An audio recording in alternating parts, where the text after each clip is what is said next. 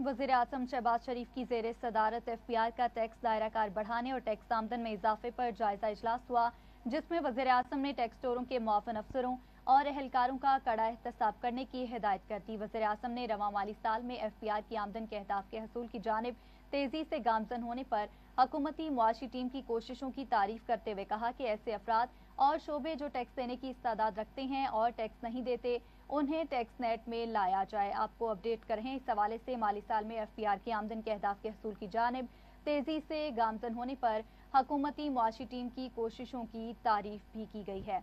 मजीद क्या तफसीलात हैं, इस वक्त हमारे साथ लाइन पर मौजूद हैं ब्यूरो चीफ इस्लामाबाद इकराम राजा। जी इकराम, इस हवाले से हमें अपडेट कीजिएगा।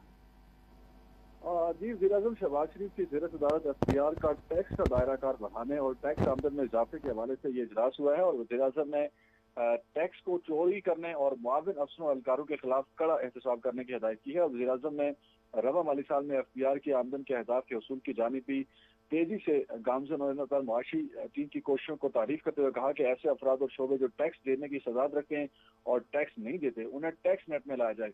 वज़ीर-ए-आज़म शहबाज शरीफ ने सख्ती से हिदायत की कि टैक्स चोरी करने वाले तमाम अफराद और शोबे उनके खिलाफ भरपूर कार्रवाई की जाए और टैक्स चोरी की रोकथाम के लिए जदीद टेक्नोलॉजी का इस्तेमाल भी किया जाए।